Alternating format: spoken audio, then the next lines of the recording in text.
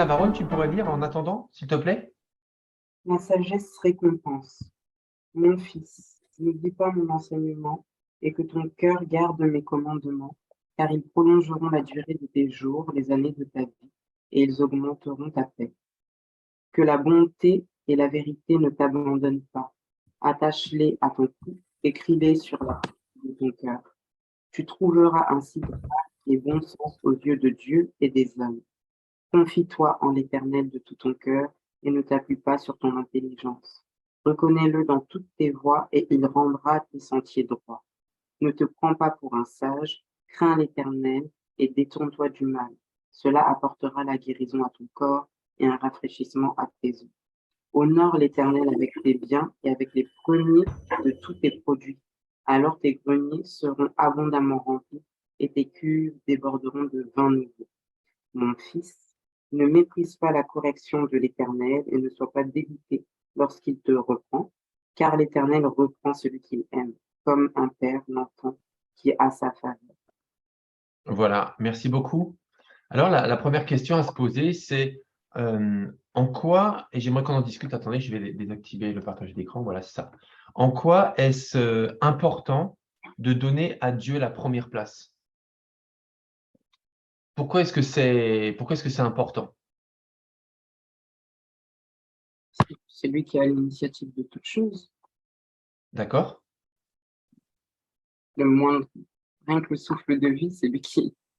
Donc, à partir de là, chaque chose, chaque décision,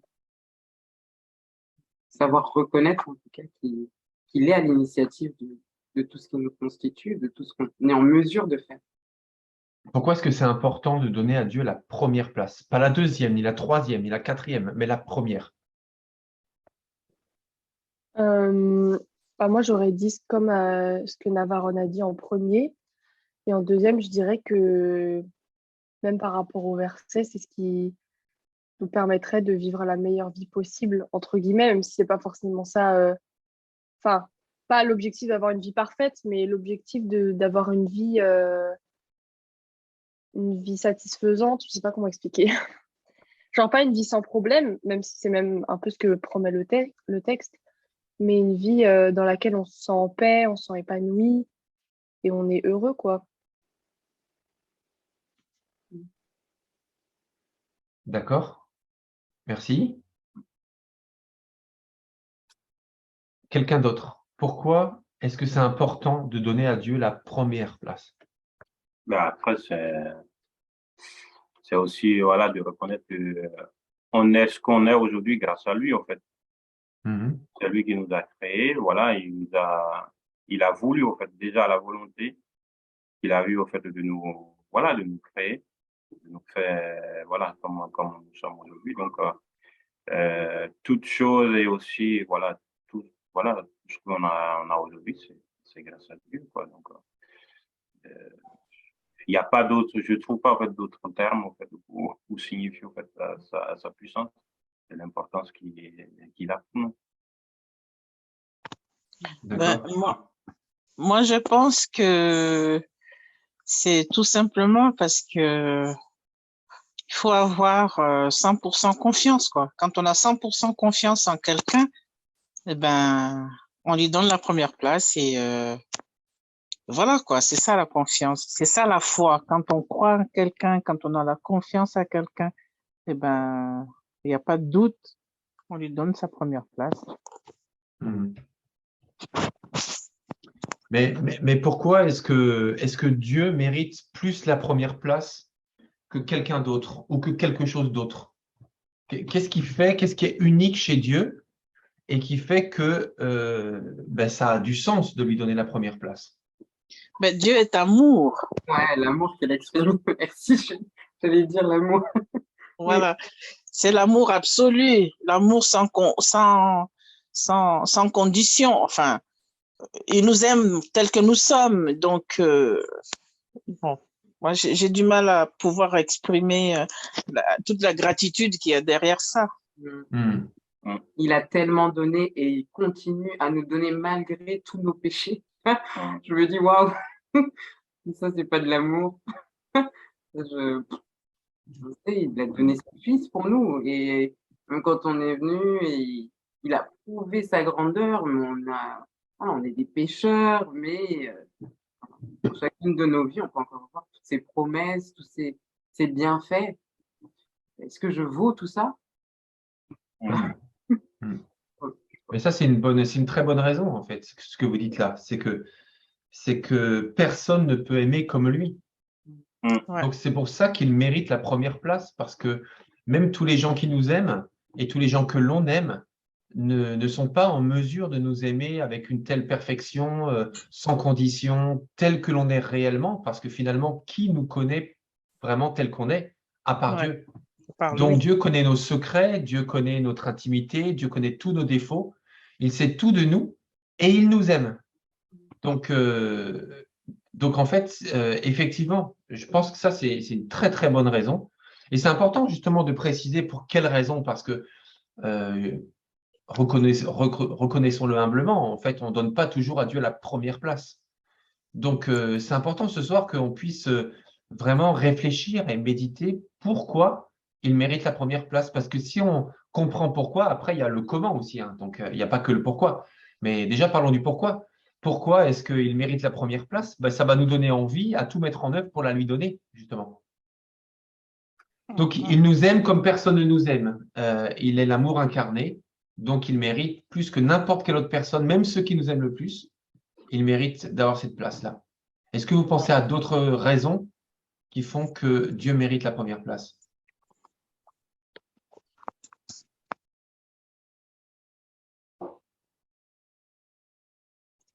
Il est, il est le créateur, peut-être, le seul D'accord. capable de créer, en fait. Il y a ça aussi. Mhm. Il y a quelqu'un un jour qui me disait euh, voilà, que la différence entre Dieu et l'être humain, c'est que l'être humain, en fait, se base sur quelque chose qui existe déjà pour créer d'autres choses, alors que l'Éternel, en fait, est capable voilà, de faire tout, en fait, en partant de nul, quoi. D'accord. D'accord. Ben, il prévoit le meilleur pour nous aussi. Donc, c'est même s'il nous arrive des malheurs que nous ne comprenons pas, même s'il y a des choses que nous ne comprenons pas, quand on a foi en Dieu, on se dit, ben, si je traverse ça, c'est que Dieu a prévu que je traverse cela. Maintenant, Mhm. pourquoi je traverse cela et comment je vais traverser? Mhm. Mhm. Mhm. En effet, on donnera à Dieu la première place si on est convaincu euh, qu'il mérite cette place-là.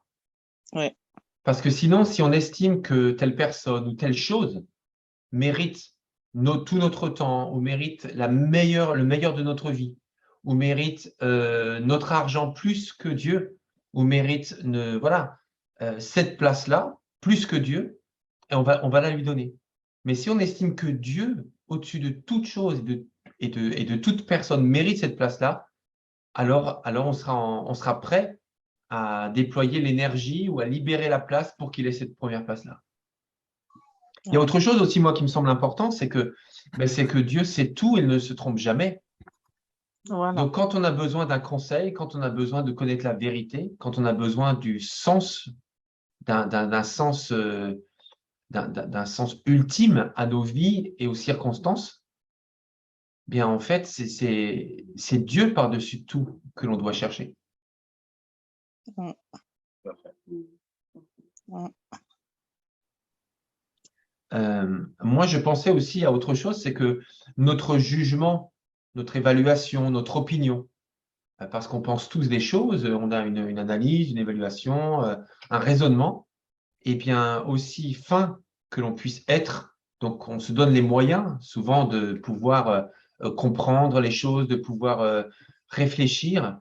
Et bien, malgré toute l'énergie et toute cette capacité que l'on a de raisonner, admettons quand même que notre jugement est parasité par des tas de choses, Oui, par des tas d'émotions, par notre histoire, par, ouais. euh, par des tas de circonstances, par Par des le tas vécu, d'éléments. Pardon, Julie? par notre vécu. Oui, par notre vécu, exactement. et qui fait que on n'arrive pas nécessairement à toucher du doigt ce qui est vraiment fondamental. Alors que Dieu, oui, il est hors du temps, il est hors des circonstances. Comme tu l'as dit, Joël, il a besoin de rien en fait pour créer. Mm. Alors que nous, on est influencés par tout en réalité. Et il y a peut-être aussi une autre raison à laquelle j'ai pensé. En fait, si vous l'avez dit en tout premier, plus ou moins, c'est que ben, Dieu est le seul à être Dieu, tout simplement. Ouais. C'est que tout le reste, ce sont des choses, ce sont des créations ou des créatures, mais un seul existait avant tout et existera après tout. Mm, mm, mm. Donc le seul qui est éternel, le seul qui est immortel, le seul qui est parfait, le seul qui est supérieur à tout, c'est Dieu. Mm, mm. Et c'est pour ça qu'il mérite cette première place, parce que personne n'est supérieur à Dieu. Mais aussi, quand cette grandeur fait peur, Philippe, c'est tellement grand, c'est tellement euh, illimité, ça fait peur la grandeur de Dieu. C'est tellement immense qu'à un moment donné, on y pense, on dit mais je vais exploser parce que bon, c'est trop grand, c'est que je sais pas si tu me comprends ce que je veux dire. C'est une grandeur qui fait peur tellement c'est grand. Tu veux dire aussi dans le sens de inaccessible, dans le sens de presque effrayant, parce qu'il est au-delà de tout de toute autre chose, il est incomparable. Oui, oui, oui, c'est difficile à exprimer, c'est ce que je veux dire, c'est tellement difficile à exprimer. Ça donne le vertige, quoi. Dieu donne le vertige, Ah ouais, un c'est peu. incroyable, quoi. C'est comme on dit, il est omniscient, il est Ouais, partout. Et moi, ce sentiment de peur, je l'ai dans l'expression de son amour. Hmm, J'ai peur de tant d'amour. hmm, Peu importe, quand tu vas prendre un passage, tu relis et tu repenses à qui il a donné voilà, ce qu'il a donné pour toi, ce qu'il a fait vivre pour toi, et il continue encore à faire, alors qu'on est tellement imparfait, enfin, moi, ma peur, comment tu parles de peur, Julie, moi, je le ressens à ce niveau-là, en fait, parce que on cherche à avancer, à progresser, à lui ressembler, ou en tout cas à faire mieux chaque jour, mais je me dis, il est immense. ah Et ça, c'est ça où il est, on s'est dit, est-ce qu'il est accessible? Est-ce que j'ai les moyens de me rapprocher de lui, de me mettre devant lui, de me présenter? hmm, hmm. Et Oui, c'est c'est des ça, choses, on voilà. est impressionné, quoi. On est impressionné par Dieu. Mm, Et, mm. et ça, c'est une bonne chose. En fait, quand on parle de la crainte de Dieu, c'est ça aussi dans le sens où quand on est face à une telle grandeur, à une telle sainteté, une telle pureté, quand on est conscient en tout cas, eh bien on se dit, waouh, mais qui suis-je pour pouvoir fréquenter un Dieu comme ça? Tout à fait. Donc là, on se rend compte, c'est bien, hein, on se rend compte que c'est important. En plus, personne ne l'a dit d'ailleurs, mais Dieu lui-même, en fait, c'est le premier commandement, quoi. Tu Ouais, aimeras le Seigneur ton Dieu de tout ton cœur, de toute ton âme, de toute ta force, de toute ta pensée. C'est le premier, le plus grand des commandements, et Jésus dira, et tu aimeras ton prochain comme toi-même, et cela lui est semblable. ouais, Donc, ouais. le fait de ne pas avoir d'idole devant Dieu, le fait de ne pas, voilà, avoir de pas mettre Dieu en comparaison avec quelqu'un d'autre, c'est un des 10 commandements. Donc, ça montre à quel point Dieu n'est pas comparable. Non. Et pourtant, et c'est là où on arrive à la deuxième question, et pourtant, c'est comme un combat de mettre Dieu à la première place. Alors, ça ne veut pas dire qu'on a un totem dans le jardin ou bien qu'on a des idoles, qu'on a Ganesh, vous savez, le dieu éléphant ou autre, et qu'on fait de l'idolâtrie dans le sens de statues et tout ça. Mais il n'y a pas besoin de ça, en fait. Mais des fois, dans notre quotidien, on est tellement happé par des tas de choses, ou même dans nos choix de vie, eh bien, c'est comme si, des fois, on ne pensait pas à, à prioriser Dieu. Mm, mm, Alors, mm. ma deuxième question, c'est pourquoi est-ce que c'est difficile de donner à Dieu la première place?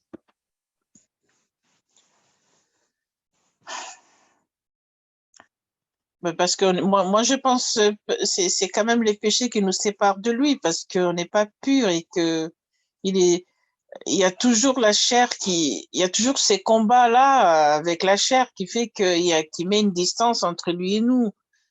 Et,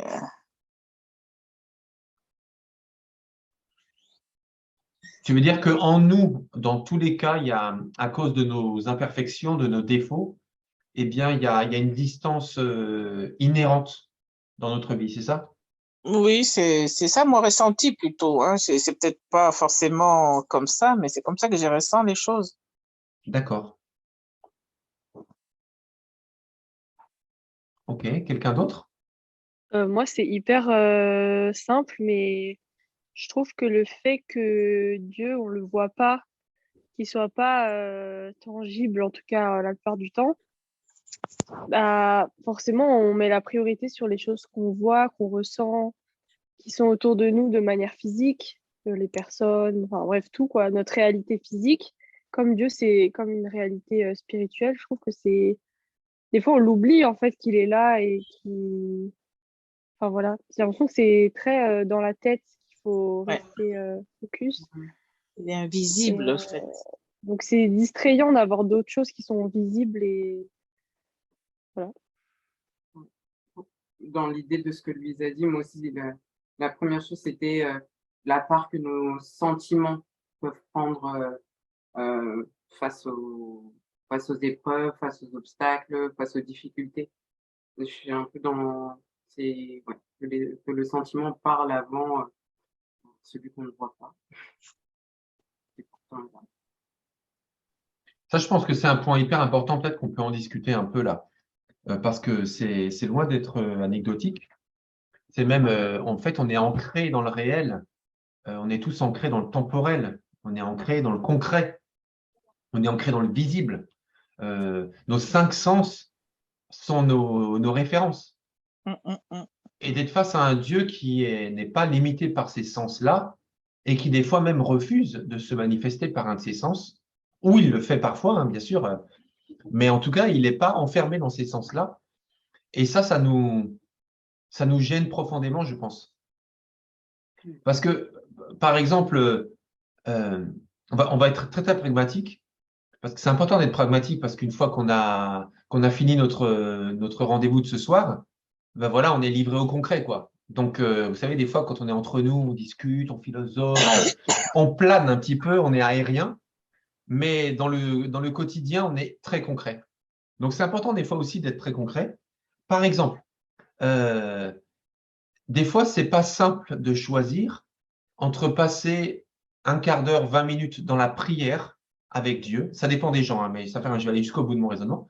De passer 15 ou 20 minutes dans la prière avec Dieu, dans la conversation avec Dieu, un Dieu qu'on ne voit pas, un Dieu qu'on ne touche pas, un Dieu qu'on n'entend pas avec nos oreilles, qu'on ne touche pas avec notre main.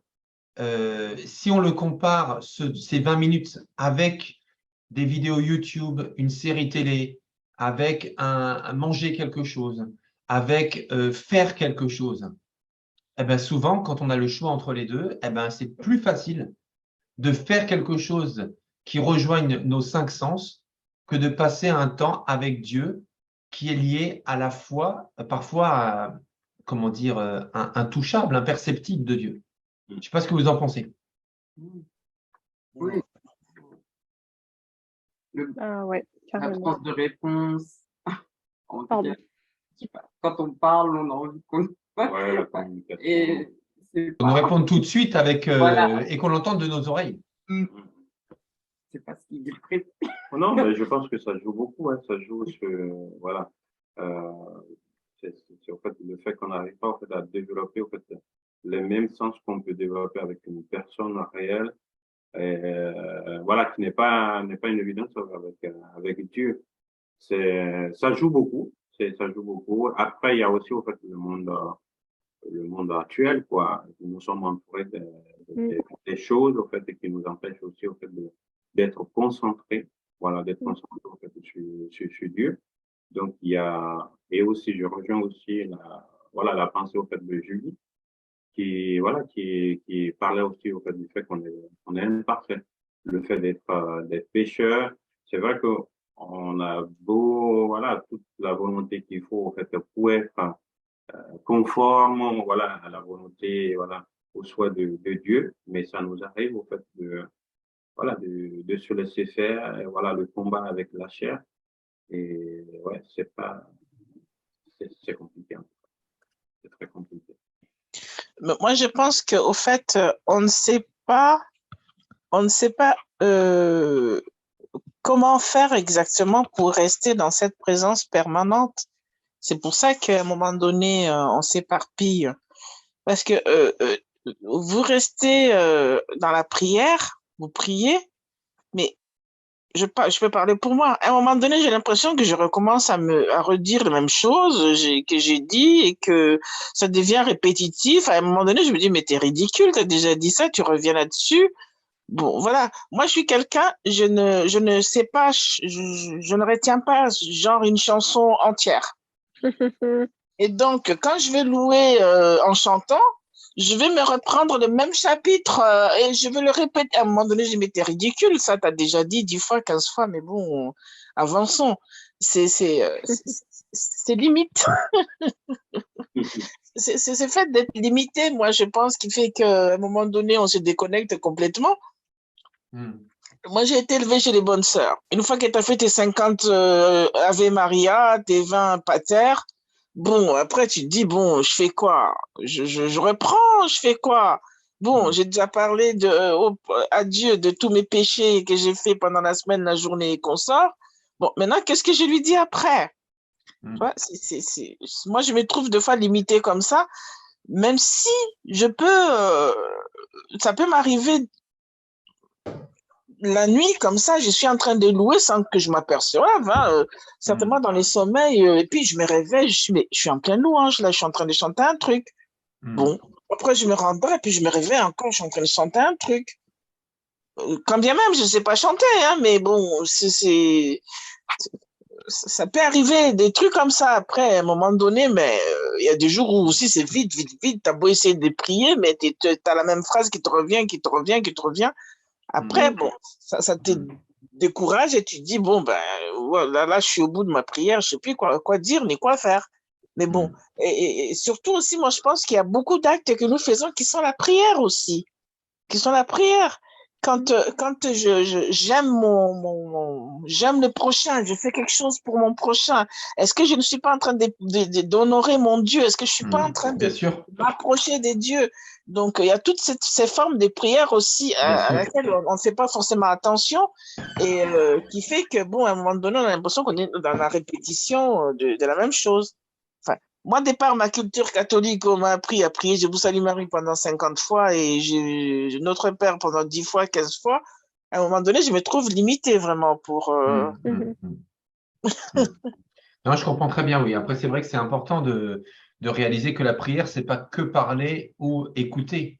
C'est aussi honorer par nos actes, par nos relations, etc. Mais en fait, pour revenir à la difficulté de donner à Dieu la première place, je pense qu'il y a aussi un élément de fond qui fait partie de nous, c'est le besoin de garder le contrôle. Ouais. Et souvent, on veut garder le contrôle sur tout, sur ce qui est fait, sur ce qui est dit, sur notre vie.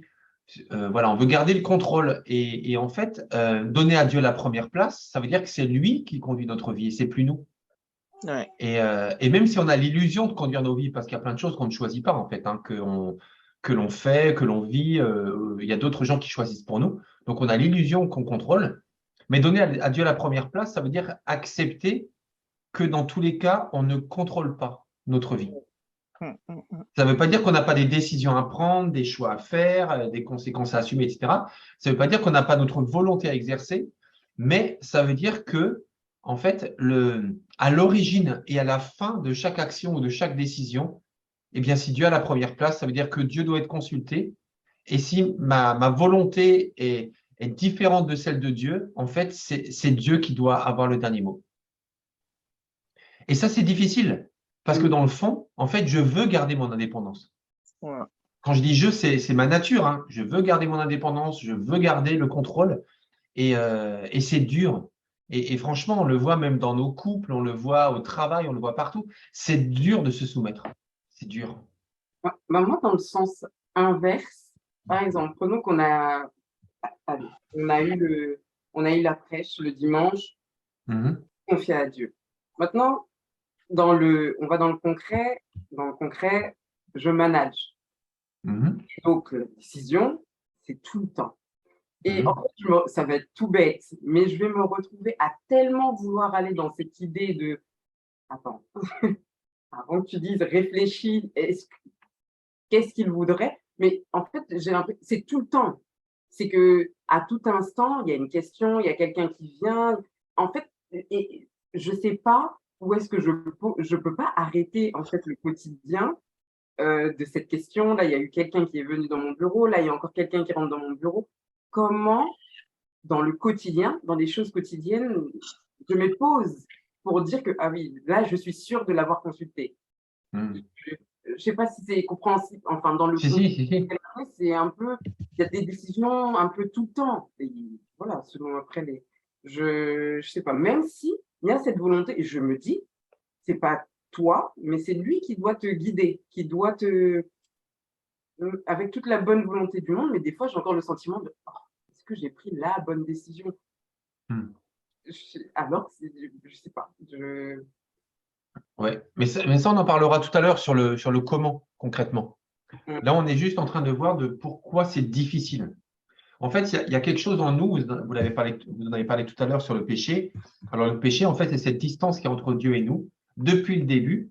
Et lorsqu'on voit dans l'Éden, Adam et Ève, lorsque Dieu leur a dit une chose, vous pouvez tout faire sauf ça. En fait, quand ils ont fait le choix de faire ce que Dieu avait interdit, ils Mm. étaient en train de dire à Dieu, en fait, on fait ce qu'on veut. Si on Ouais. veut le faire, on le fera. Mm. Voilà. Donc, c'est toi le patron, d'accord, mais nous, on fait quand même ce qu'on veut. Mm. Donc, tant que ça nous arrange, on sera d'accord avec toi. Mais si un jour on n'est pas d'accord avec toi, eh ben, on va le faire quand même parce que c'est nous qui dirigeons nos vies. Mm. Et c'est ça notre instinct finalement primitif qui continue à animer nos vies. C'est aussi une des raisons pour lesquelles on a du mal à mettre Dieu à la première place, parce que mettre Dieu à la première place, ça veut dire accepter que c'est lui qui a raison. Oui.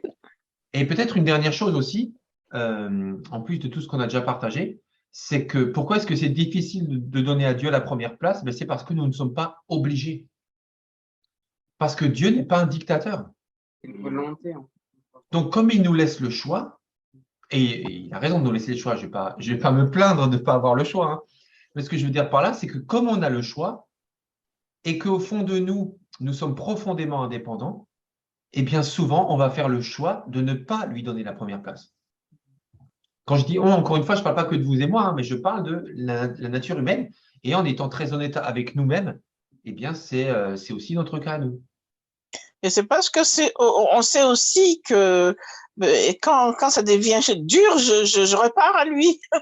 Ben oui, ouais, moi je pensais à ça, c'est parce que je dirais, c'est que en fait, on a la mémoire courte pour certaines Ouais. choses. Et que quand tout va bien, quand tout ça roule, bah, ouais, bah, ça roule ma poule, donc on fait au mieux.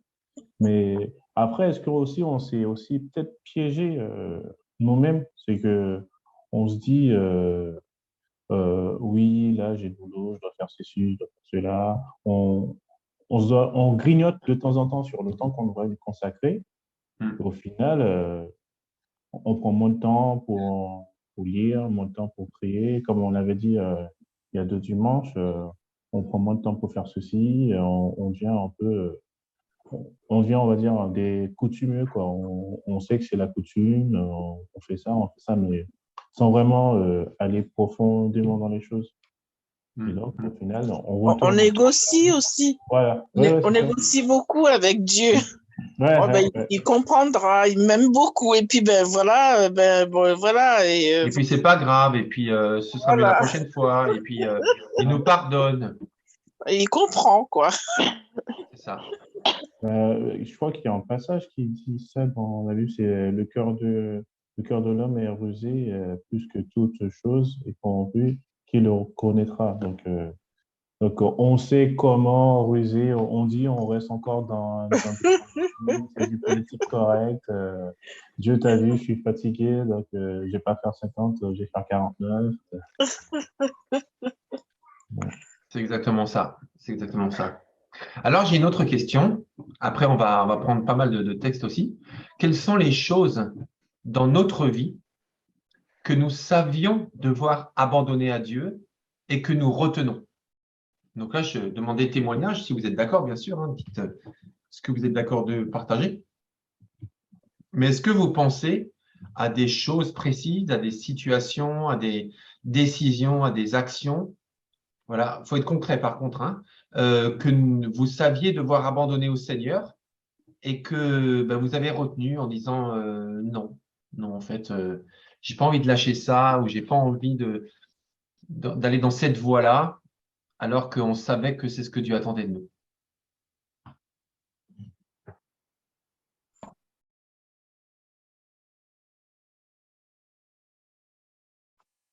Alors,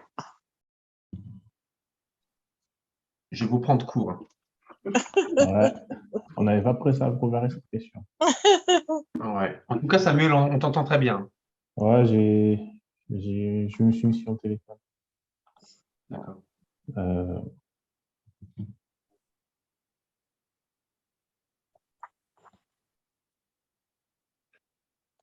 Après, des fois, moi, je peux donner des exemples. C'est un peu comme le Nouvel An. C'est un peu à la nouvelle année, on prend des bonnes résolutions. Au final, on ne les tient pas. On ne les tient pas. Mm. On ne les tient pas dans l'année. Alors, premier mois, on est chaud bouillant. Deuxième mois, encore chaud bouillant, mais un peu moins. Et troisième mois, on est tiède. Quatrième mois, on passe à autre chose. Et encore, t'es gentil, hein. Moi, Ouais. au bout du deuxième jour, je suis passée à autre chose. Je suis d'accord. Ouais, après, des fois aussi, on a aussi des appels où, par exemple, dans des ministères, des fois, on se met en retrait alors qu'on avait commencé. Après, petit à petit, on se met en retrait. On était première rangée, deuxième rangée. Après, on se retrouve à la dernière rangée de l'église. Ouais, mais ça, c'est un peu général, Samuel. Toi concrètement, enfin, je t'oblige pas, hein. Je veux dire, Oui, est-ce qu'on peut parler de témoignages personnels? On savait que ça plaisait pas à Dieu. On savait que Dieu nous voulait autre chose de nous. Mais pourtant, on a insisté, on a insisté, on a insisté. Et puis, on a bien vu qu'il fallait lâcher prise, quoi. Moi, je vais donner un exemple. Peut-être ça vous aidera à réfléchir ou à penser à quelque chose. En fait, moi, je vous avais déjà parlé de ça. J'en parle de temps en temps à l'église. En fait, j'ai une relation compliquée avec mon père. Et ensuite, voilà, il a quitté la maison. Bon, il était alcoolique, violent, tout ça à l'époque. Il a quitté la maison, donc ce qui était finalement une libération.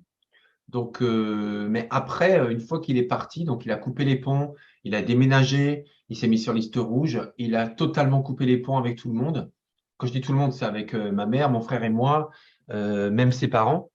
Et puis, il nous a écrit une lettre une fois pour dire qu'il nous reniait et qu'il voulait plus jamais avoir de contact avec nous et qu'il nous reniait définitivement. Et il exigeait que cette demande soit respectée. Et en fait, moi, j'étais déjà chrétien à ce moment-là. Je me suis dit, en fait, le gars, il est méchant, il est humiliant. En fait, je repense à des situations quand j'étais enfant ou ado. Il est violent. Le gars, il part.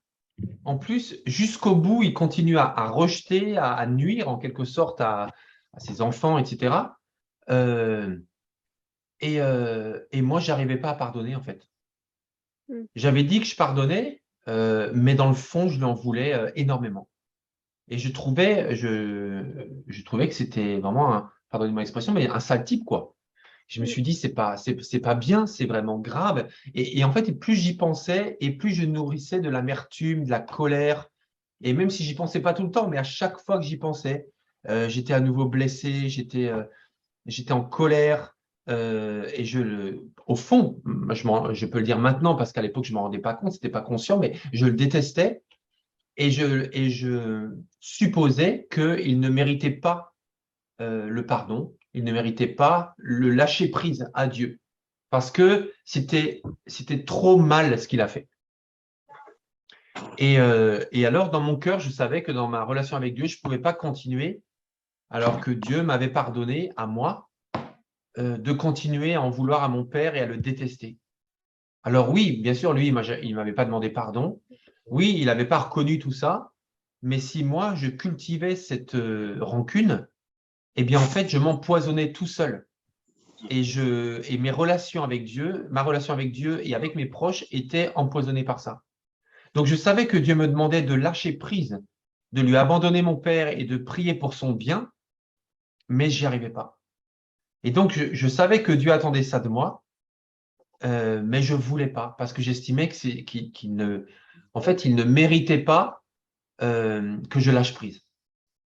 Et en fait, comme en plus, il n'en était même pas conscient, ça changeait strictement rien pour lui, ça m'empoisonnait juste moi, quoi. Et jusqu'au jour où j'ai capitulé devant Dieu en disant, Seigneur, je t'abandonne mon père. Il est entre tes mains. Je lui souhaite du bien, prends soin de lui, occupe-toi de lui. De toute façon, moi, je veux lâcher prise, en fait, sur la colère, la haine que j'avais. Je veux lâcher prise. Maintenant, je t'abandonne ça entre tes mains et je te laisse gérer cette situation. Et à partir de là, je n'étais plus en train de vouloir à tout prix que, mais j'ai juste dit, Seigneur, maintenant c'est toi qui vois. Maintenant, il est entre tes mains. C'est plus mon problème et c'est plus mon fardeau et c'est plus mon amertume. Maintenant, je lâche prise. Voilà, c'est juste un exemple de quelque chose de concret que je voulais pas lâcher à Dieu. Et pourtant, je savais que Dieu me le demandait. Et autre chose de très concret aussi, c'est qu'en fait, il y a de nombreuses années de ça, j'avais vraiment une très, très mauvaise manière de m'alimenter. Je mangeais n'importe comment, à n'importe quelle heure. J'avais aucune limite. Et je savais au fond de moi que, enfin, j'ai pris conscience à un moment donné au fond de moi que il fallait quand même que j'ai une hygiène de vie alimentaire parce que j'étais en train de maltraiter le corps et la santé que Dieu m'avait donné. Et j'en étais conscient à l'intérieur parce que j'entendais personne me le dire, pas de message, de prédication, quoi que ce soit. Mais au fond de moi, en fait, j'étais convaincu que Dieu me demandait d'arrêter de maltraiter ma santé. Et puis, j'ai longtemps résisté et au bout d'un moment aussi, j'ai dit, Seigneur, ben, t'as raison, tout simplement. Je ne peux pas continuer à t'adorer avec ma bouche et à te maltraiter avec ma bouche aussi. À maltraiter ma santé, je veux dire, avec ma bouche. Je ne peux pas faire ça, c'est pas cohérent. Et puis là aussi, j'ai lâché prise. Et puis, j'ai demandé au Seigneur de m'aider à remettre de l'ordre dans tout ça. Et il m'a aidé. Donc voilà quelques exemples concrets, enfin 2 exemples concrets de situations où je savais que Dieu attendait quelque chose de moi de précis et je luttais. Moi, j'ai travaillé pendant longtemps avec une collègue. En fait, pour être court, moi, je suis du Congo, de la RDC, dans la République démocratique du Congo. Voilà. Et ma collègue était de Rwanda. Vous savez tous tout ce qui se passe, du moins entre le Congo et le Rwanda. C'est la guerre, les mutilations, les viols et tout ce qui se passe. Du coup, cette fille, elle arrivait elle travaillait, elle était infirmière de nuit. Moi, à cette époque-là, j'étais infirmière de jour. On était dans le même service. Et quand elle arrivait toujours en chantonnant, mais une chanson d'adoration, de louange. Je savais qu'elle était chrétienne, mais je ne pouvais pas la supporter. Si elle avait les malheurs d'oublier quelque chose ou de faire quelque chose de travers, mais je l'assassinais. Mais gratuitement, c'était comme ça. Mais elle se fondait dans les pardons. Voilà, pour elle, je pense que c'était fini. Et ce qui est encore pire, c'est que chaque fois elle arrivait, elle avait une chanson de louange, elle chantait, elle faisait un truc. Et toute chrétienne que j'étais, je ne pouvais pas la saquer, ça il faut le dire, tout simplement parce qu'elle était rwandaise. Eh ben, Dieu est Dieu. Qu'est-ce qui s'est passé? Quand j'ai perdu mon fils, je n'habite, avant, je travaillais à la clinique du parc. C'est vraiment à 5 minutes à pied de chez moi. Cette fille, elle travaillait de nuit. Et qu'est-ce qu'elle faisait? La plupart du temps, avant d'aller travailler, avant d'aller à la clinique du parc, elle passait chez moi pour me voir, pour j'ai prié pour toi, je suis venue te voir, comment tu vas. Après, je vais au travail, elle repartait. Un jour, elle m'a amené un CD de louange qui durait 1 heure ou 2 heures, je sais pas. Et à un moment donné, j'étais en train de me dire, mais Dieu m'a confondu. C'est la personne que j'ai au plus à mon boulot, c'est elle qui vient pratiquement tous les 2 soirs chez moi me voir. Et finalement, je pense que Dieu a tellement travaillé là-dessus que finalement, elle est devenue une amie. Et je savais, quand je fais, c'est que mon comportement, je savais que c'était contre Dieu, que Dieu n'appréciait pas et que c'est pas ce que Dieu attendait de moi. Mais c'était plus fort que moi, tout simplement parce qu'elle était rwandaise, ça devait être comme ça. Ben voilà. Merci pour ce témoignage.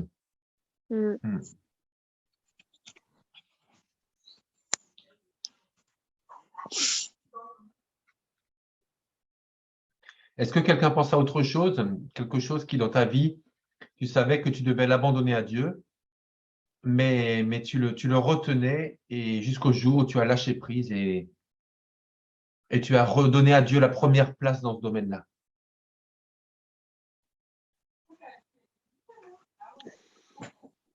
Je pense toute ma scolarité, très tôt, j'avais en tête que je devais devenir médecin. Je voulais devenir médecin. Et sur cette phase de fin de lycée, clairement, on m'a dit, voilà, ça ne passait pas, en tout cas la partie scientifique n'était pas suffisamment bonne pour aller en S. Et vous savez très bien que là déjà, mes plans, ils étaient, là, on venait les saccager. J'étais voilà, j'étais en pleurs, j'ai pas compris, je pleurais, j'étais dans tous mes états. Et j'ai continué en cherchant, donc je deviens infirmière et je force encore après mes études d'infirmière pour repartir en faculté de médecine, donc trouver une passerelle pour, voilà, quel que soit le chemin, je me dis, je vais y arriver. Et là, gros échec, ça l'a pas fait. Et je me souviens seulement du moment où j'annonce. Alors, moi, les échecs, c'est quelque chose que j'aime ou en tout cas que je connais. Mais je me souviens seulement du moment où je l'annonce à mes parents que j'ai échoué. Et là, c'était vraiment, au bout d'un moment, il faut arrêter.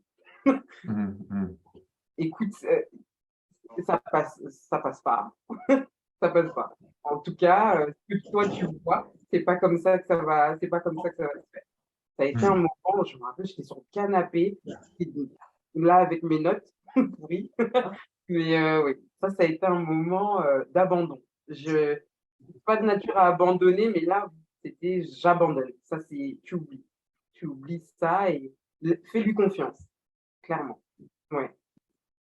Tu as senti que c'était que c'était, comment on peut dire, l'addition de tas d'éléments qui te permettaient maintenant de comprendre c'est pas ta voie, quoi. Oui, en tout cas, c'est pas par là.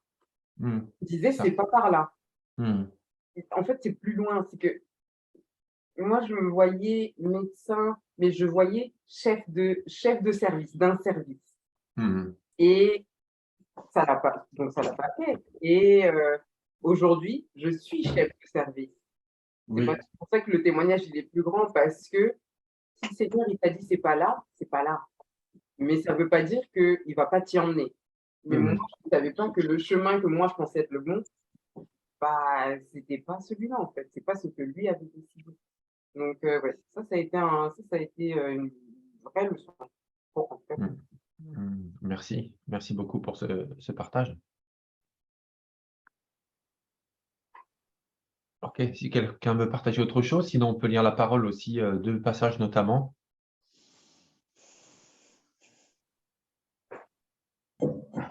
Ok, on va lire Hébreux 12, 15.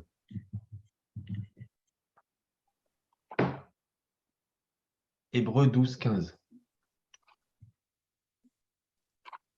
Tiens, Samuel, du coup, si tu as le passage, comme on t'entend Ouais, bien je l'ai. maintenant. 12, 15. Oui. Ouais. Alors, hop. Maintenant. Hébreux 12, verset 15. Veillez à ce que nul ne se prive de la grâce de Dieu, à ce qu'aucune racine d'amertume poussant des rejetons ne produise du trouble, que plusieurs n'en soient infectés. Voilà, c'est pour donner un exemple aussi justement de l'amertume, de la rancune, de ce qu'on garde. Vous savez, c'est arrivé aussi plusieurs fois que même dans l'église de Pontoise, et on le voit dans toutes les églises, hein, que parfois des chrétiens refusent de même se parler, refusent de se dire bonjour, parce qu'ils s'en veulent pour quelque chose. Alors parfois, c'est même pas fondé, parfois c'est simplement une mauvaise interprétation ou bien une vexation. D'autres fois, c'est fondé. Mais n'empêche que ce dont on ne se rend pas compte, c'est que quand on laisse l'amertume ou la rancune pousser en nous, on se prive de la grâce de Dieu. Et ça nous empoisonne et ça empoisonne nos relations. Donc, donner à Dieu la première place, c'est le replacer au centre de nos vies et au-dessus de nos douleurs, de nos frustrations, de nos colères, etc. Et on peut lire aussi 1 Pierre 2, verset 11. 1 Pierre 2, Ouais. verset 11. 1 Pierre 2, verset 11. Bien-aimés, je vous exhorte comme des étrangers et voyageurs sur la terre, à vous abstenir des convoitises charnelles qui font la guerre à l'âme. C'est ça. Qui font la guerre à l'âme. Ça veut dire qu'il y a des choses vraiment qui s'opposent à nous intérieurement, hein, et qui nous gardent dans un état de trouble. Et Pierre donc nous rappelle qu'il y a des choses à identifier et à abandonner parce qu'elles sont en train de nous empoisonner ou de nous faire la guerre et de nous épuiser. Et vous savez, il y a aussi des choses, parfois, ça peut être même des péchés cachés que l'on cultive. Parfois, on appelle ça les péchés mignons ou autres où on n'en parle pas. Mais au fond de nous, on sait que Dieu désapprouve. Mais simplement, voilà, on se dit, bon, on peut pas être parfait. Moi, c'est mon seul péché. Et on le cultive, et on le cultive, et on le pratique, et on le pratique, et on le pratique. Mais au fond, même si on se justifie, on sait qu'en fait, ça ne plaît pas à Dieu et que ça nous garde à une certaine distance de Dieu. Et donner à Dieu la première place, c'est le laisser éclairer cette zone de nos vies et, euh, et puis accepter d'abandonner ce péché, tout simplement, disons-le. Ça veut dire ce comportement ou cette attitude ou cette addiction que l'on continue à pratiquer, mais qui finalement a pris la première place, tout simplement. Je ne sais pas si vous voyez ce que je veux dire. C'est quoi la référence déjà? Un Pierre. 2, verset 11. 1 Pierre 2, verset 11. Ok, merci. Ok. Je pensais aussi des fois à un trait de caractère. Vous savez, parfois on peut dire aussi, mais moi je suis quelqu'un de colérique. Quelqu'un va dire ça, par exemple. Ah, ça m'énerve quand tu me dis ça. Par exemple, quelqu'un qui va dire, moi je suis quelqu'un de colérique, ça veut dire que, voilà, c'est comme ça. Il faut me prendre comme je suis. Alors Seigneur, tu es mon Dieu, mais moi je suis quelqu'un de colérique. Donc ça veut dire que sur le trône de ma vie, il y a la colère, en fait. C'est-à-dire, c'est elle qui décide, c'est elle qui commande, ou alors je suis quelqu'un de rancunier. Moi, j'ai déjà entendu ça souvent. Moi, dans ma famille, nous, on est rancunier. C'est comme ça. Ou alors, moi, dans ma famille, moi, je suis obligé de dire voilà, au visage, à la tête des gens, nous, on est des gens francs. Donc, On est nous, honnête. on est honnête, voilà. Ah. Mais c'est pas de l'honnêteté, en fait. Des fois, c'est un manque de respect, c'est de la brutalité, tout simplement. Mais voilà, on place ça comme on revendique des fois certains traits de caractère et on estime que voilà, c'est comme ça qu'on est. Mais quand on dit ça, ça veut dire que c'est pas Dieu qui a la première place. En fait, c'est un trait de caractère, c'est un pli peut-être qu'on a pris ou qu'on a dans notre famille, par exemple. Et puis on se dit, ben c'est comme ça. Moi, je pensais aussi à un autre passage, c'est Apocalypse chapitre 2, verset 4. Voilà, c'est bon. J'ai repris. Je me suis trompé de Il y a trop de boutons en fait là sur ce tableau de bord. J'ai l'impression d'être dans le cockpit d'un avion là. C'est Alors, quoi, attendez, quoi le partagez verset? l'écran. Oui, c'est ça. C'est Apocalypse. Apocalypse chapitre 2, verset 4, Je lis. si tu veux. Ouais, ok, verset 4. Mais ce que j'ai contre toi, c'est que tu as abandonné ton premier amour. Voilà. Et là, en fait, c'est Dieu qui parle à une église qui a tellement de qualités, mais qui malheureusement, dans le fond, elle a abandonné son premier amour. C'est Wow. comme si Dieu ne régnait plus dans sa vie. Il y avait des tas de règles, des tas d'attitudes, de disciplines même qui étaient très très bonnes. Mais par contre, elle était devenue sèche. Le cœur n'y était plus en fait. Donc c'est comme si c'était un moteur qui tournait tout seul, mais qui avait plus de carburant à l'intérieur. J'ai une autre question sur laquelle on peut discuter peut-être. Est-ce que nous sommes déjà arrivés à un stade dans notre vie de lutte dans la prière où nous savions que désormais nous ne pouvions plus compter que sur la grâce de Dieu? On a fait tout ce qu'on a pu, on s'est battu comme on a pu. Voilà, on a tout essayé, mais maintenant on peut rien faire de plus. Moi, moi, je suis sur une phase depuis le changement d'église. Il y avait une certaine rigueur dans ce temps de prière, de cette volonté de pouvoir me lever régulièrement à 5 heures, allez, minimum 3 fois dans sa semaine pour faire un temps de prière de 5 heures à 6 heures. Et Joëlla, il peut vous dire, j'ai fait toutes les techniques possibles et imaginables, au point où maintenant j'ai dit Seigneur, c'est toi qui vas me permettre de le faire. Si c'est au rythme d'une fois par semaine, pour l'instant, ce sera comme ça. Mais ouais, là, je suis arrivée, je suis arrivée là. Donc, ouais. Hmm. Ouais. Merci. Quelqu'un d'autre? Un domaine dans lequel, ou une situation dans laquelle vous avez tout essayé, et puis là vous êtes obligé d'admettre que Seigneur, maintenant c'est plus que toi, quoi.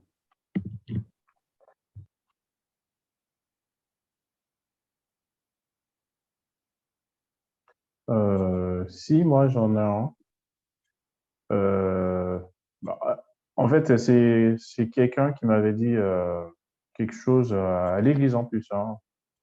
Et Mhm. donc, euh, pendant longtemps, ça me trottinait dans la tête. Pendant longtemps, ça me trottinait dans la tête. Et, mais je dis ça, mais je suis pas du genre à ruminer, quoi. Et un jour, bah, je me suis dit, bon, bah, soit je continue, soit j'attends de voir, soit bah, je laisse tout entre les mains du Seigneur, quoi. Voilà. Un jour, il y avait, je me rappelle, c'était une grande réunion de fin d'année, quoi.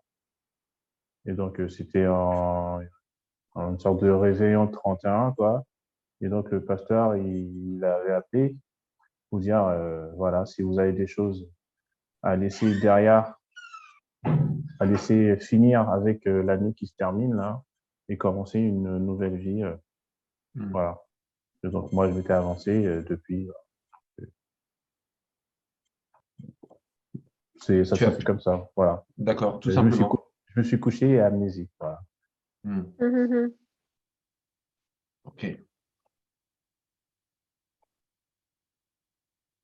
Moi, ça m'est arrivé aussi une fois dans une situation, dans une relation où la personne, elle était tellement de mauvaise foi quand je me suis rendu compte que c'était vraiment de la mauvaise foi, là, je me suis dit, là, je peux rien faire de plus, quoi. Mhm. Parce qu'on peut pas lutter contre la mauvaise foi. Et là, j'ai prié, j'ai dit, Seigneur, maintenant, c'est plus que par ta grâce. Il n'y a plus que toi qui peux toucher, intervenir, parce que là, il y a pas de discussion, il n'y a pas de raisonnement, il n'y a pas de réflexion, on n'y arrive pas, là, c'est de la mauvaise foi, quoi. Donc, là, je priais en disant, Seigneur, je ne vais pas me battre, je ne vais pas me disputer, mais là, il n'y a vraiment plus que toi qui peut le convaincre ou la convaincre, quoi. Pareil. Mm. Ça aussi, c'est du connu. Mais moi, je suis tellement fainéante que tout de suite, tout de suite, j'abandonne, hein. Je dis, ah ben mon Dieu, ben, tu prends, hein, et puis tu continues, voilà. Mais pas de fois, bon, ça marche pas. Je me dis, mais Dieu, mais c'est entre tes mains, quoi. Qu'est-ce qui se passe? Il Et quand attend ça que marche là, pas, tu fasses ouais, d'abord un et pas quand ça de ne Quand ça marche pas, marche pas, là, voilà, quand ça marche pas, là, je me retourne, je dis, mais enfin, c'est entre tes mains, quoi. Je devais voir ce que j'attends. ouais. Et là, quand ça marche pas, tu te dis, ah Seigneur, peut-être qu'en fait, si t'es pas entre tes mains, c'était moi qui devais faire quelque chose, c'est quoi. ça.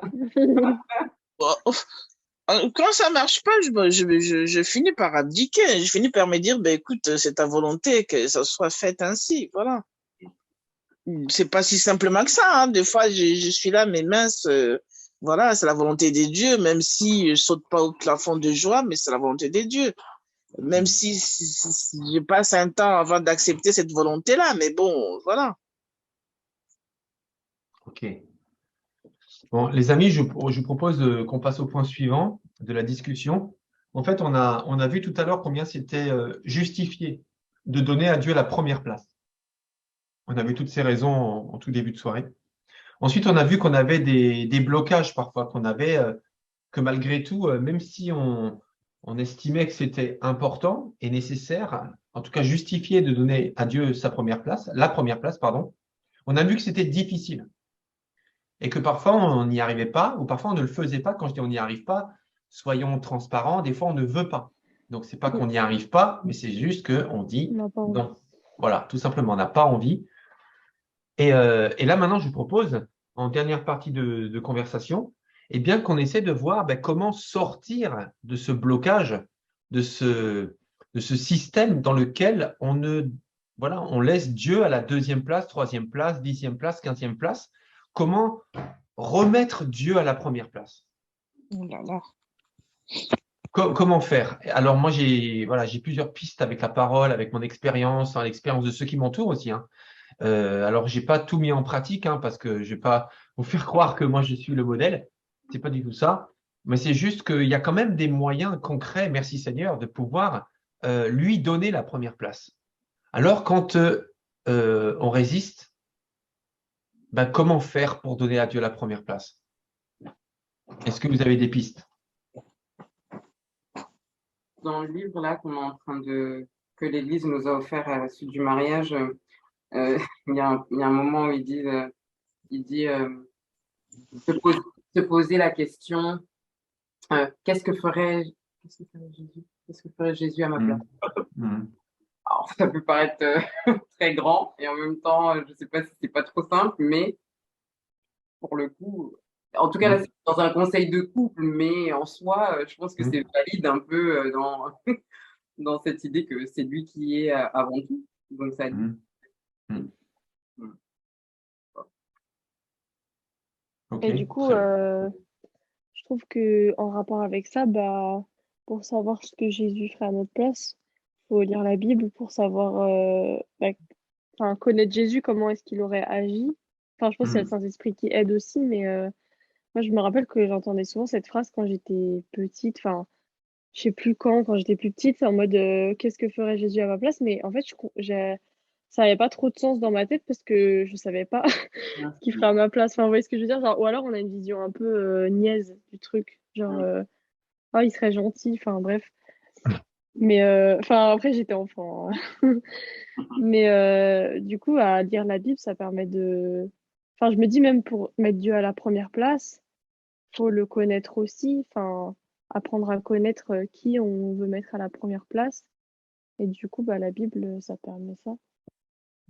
Ça, ça permet de savoir, lui, dans des circonstances semblables, ben, comment il a réagi ou comment il aurait réagi. Ouais. Est-ce que vous pensez à d'autres choses?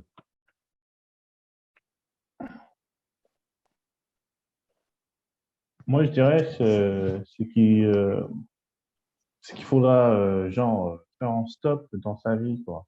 C'est-à-dire arrêter de courir après les choses de ce monde Mm. et se remettre des priorités. Parce qu'en fait, il y a un verset dans la Bible qui nous dit plus on va chercher les choses dans ce monde, plus on va créer un vide en nous, plus on deviendra insatisfait, en fait. Plus Hmm. on voudra des choses.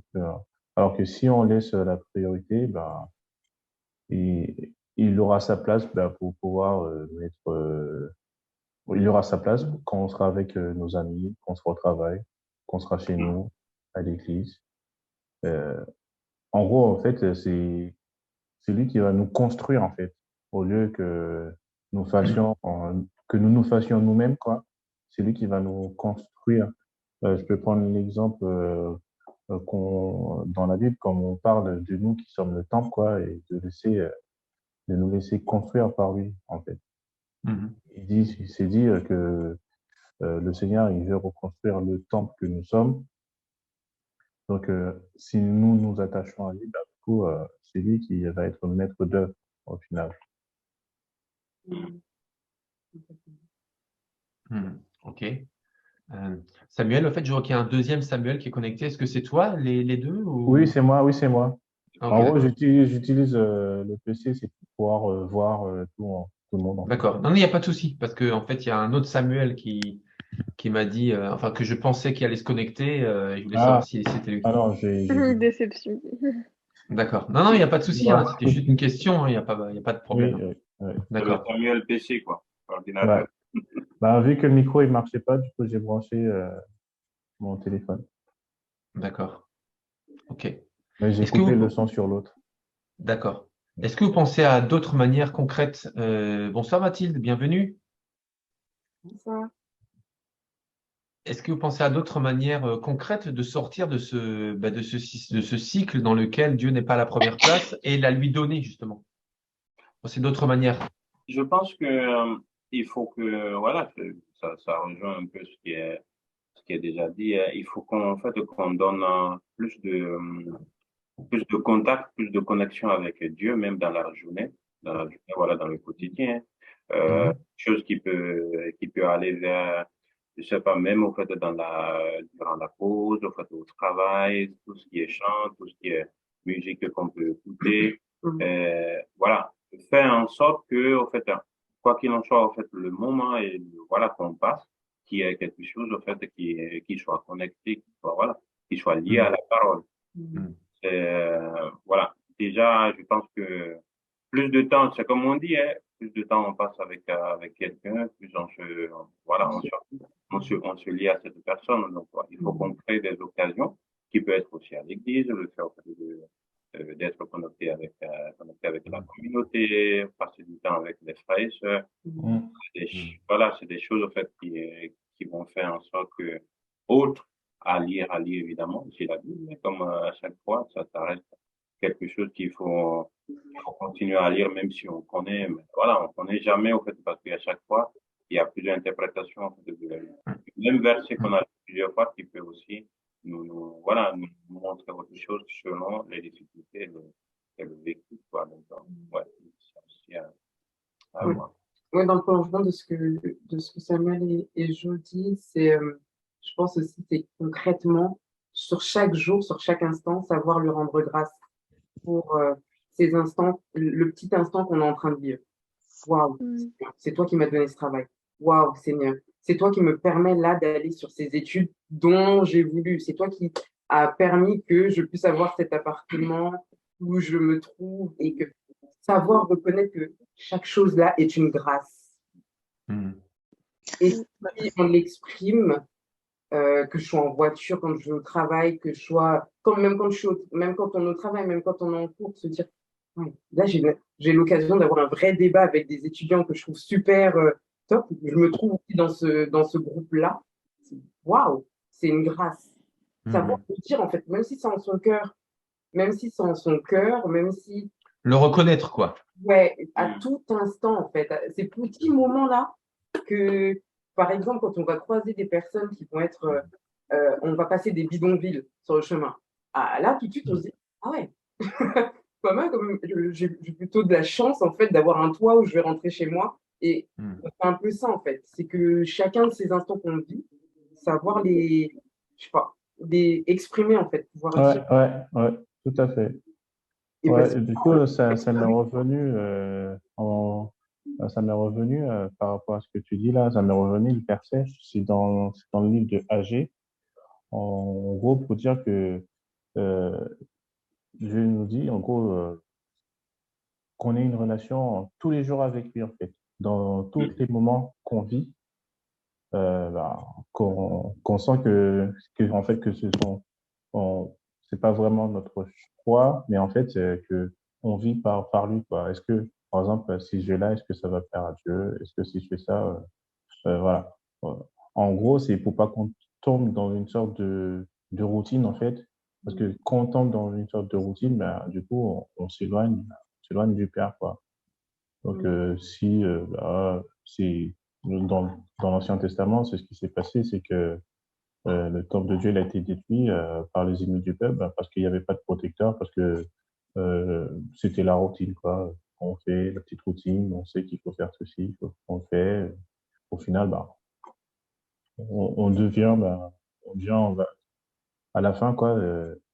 Il y a pas, on n'a pas de renouveau, quoi. On vient en routine, c'est comme il faut dire, on est blasé à force, quoi. On redécouvre pas la parole, on la revoit pas d'une autre façon. Parce qu'il y a des versets, on peut les relire 50 fois. À chaque fois, on peut se faire une autre interprétation, mais il faut que l'Esprit de Dieu nous donne cette interprétation, par exemple. Moi, je pense, sans le concours de l'Esprit Saint, les choses sont compliquées. C'est quelque chose qui est là, c'est un chemin qui est là, qui au fait nous prépare et nous dirige. Euh, je sais plus comment m'exprimer, mais bon, bref, sans le concours de l'Esprit Saint, moi, je ne vois pas comment je pourrais arriver à avancer dans des bonnes directions de foi. Hein. Parce qu'il y a l'humain qui combat. Il y a un combat terrible entre l'humain, les spirituels. Donc, sans les soutiens de l'Esprit Saint, moi, je ne vois pas qu'est-ce que je pourrais faire. En fait, les amis, je pensais aussi à d'autres choses. Mathilde, je ne sais pas si tu voulais intervenir ou tu pensais à quelque chose, non? La question, c'est comment donner à Dieu la première place dans notre Oui, vie, c'est ça? concrètement, en tout cas, comment sortir Je de pense, ces... Vas-y, vas-y. pardon. Bah, je pense que la base, c'est d'avoir une relation avec lui, d'être à l'écoute de son esprit chaque jour, parce que je pense que chaque jour, Dieu nous parle et d'une façon ou d'une autre. Et je pense qu'après, c'est une question de revoir ses priorités. Euh, je voulais dire autre chose. Ah oui, et puis dans une journée, même si on n'a pas, comment dire, même si on ne s'est pas forcément organisé pour passer 1 heure de temps avec Dieu ou quoi que ce soit, même dans notre cœur, on peut prier, parler à Dieu.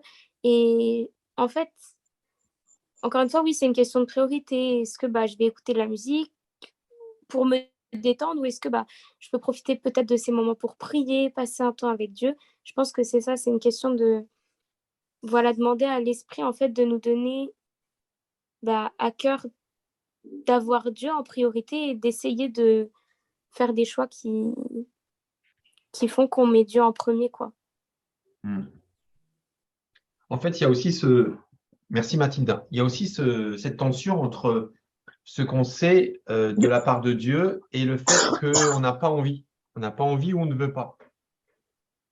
Et là, vous parliez beaucoup de ce combat entre nos instincts, nos désirs personnels, et puis aussi ce qu'on sait de la part de Dieu. Et moi, j'ai envie de vous partager aussi, ça va rejoindre pas mal de choses qui ont été évoquées. J'aimerais vous partager aussi quelques éléments assez concrets que j'ai observés efficaces et même nécessaires pour pouvoir sortir de ce système dans lequel eh bien, on reste décisionnaire de tout, et puis Dieu, on le consulte de temps en temps et on le remercie de temps en temps. Donc, attendez que je vous remette l'écran. Voilà, c'est ça. En fait, quand on n'a pas envie de faire ce qu'on sait juste de la part de Dieu, eh bien, le faire quand même. Il y a un exemple tout simple, c'est celui de la pêche miraculeuse. D'ailleurs, Mathilde, est-ce que tu peux lire, s'il te plaît, dans Luc 5, versets 4 et 6?